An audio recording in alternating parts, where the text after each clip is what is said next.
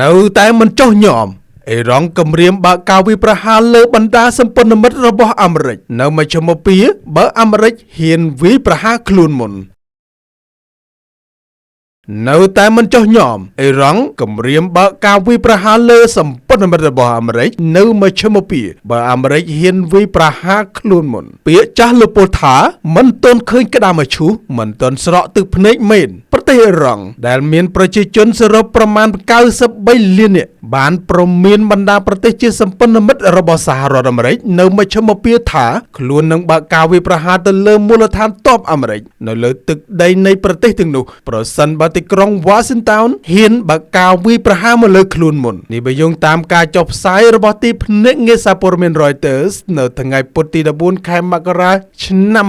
2026នេះការព្រមាននេះធ្វើឡើងខណៈពេលដែលមហាបាតុកម្មបានផ្ទុះឡើងទូទាំងប្រទេសអេរ៉ង់បានផ្ដាច់ជីវិតមនុស្សរហូតទៅដល់ជិត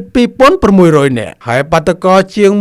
18000នាក់ត្រូវបានចាប់ខ្លួននេះបើយោងតាមរបាយការណ៍អំពីអង្គការសិទ្ធិមនុស្សនឹងធ្វើឡើងខណៈពេលដែលប្រធានាធិបតី Donald Trump បានគម្រាមធ្វើអន្តរាគមន៍ដើម្បីជួយដល់ក្រុមបាតុករមន្ត្រីអ៊ីស្រាអែលម្នាក់បានទម្លាយដឹងថាលោក Donald Trump បានសម្រេចចាត់រួចហើយថានឹងធ្វើអន្តរាគមន៍ដើម្បីជួយដល់ក្រុមបាតុករនៅអេរ៉ង់ប៉ុន្តែពេលវេលានិងទំហំនៃប្រតិបត្តិការអន្តរាគមន៍នៅមិនទាន់ច្បាស់លាស់នៅឡើយទេទីក្រុងតេហេរ៉ង់បានជំរុញឲ្យប្រទេសនានារួមទាំងប្រទេសអារ៉ាប៊ីសាអូឌីតប្រទេសអារ៉ាប់រួមអេមីរ៉ាតនិងប្រទេសតុរគីផងដែរជួយឃាត់សហរដ្ឋអាមេរិកកុំឲ្យបើកការវាយប្រហារមកលើខ្លួនហើយទន្ទឹមនឹងនេះក៏បានព្រមានដែរថាមូលដ្ឋានទ័ពអាមេរិកនៅប្រទេសទាំងនោះនឹងត្រូវខ្លួនបានកំណត់គោលដៅវាយប្រហារប្រសិនបើអេរ៉ង់រងការវាយប្រហារមុនមន្ត្រីនោះក៏បាននិយាយដែរថាកិច្ចចរចាដោយផ្ទាល់រវាងមន្ត្រីការបរទេសអេរ៉ង់និងបេសកជនពិសេសអាមេរិកត្រូវបានផ្អាកដែលនេះបង្ហាញពីភាពតានតឹងកាន់តែខ្លាំងឡើង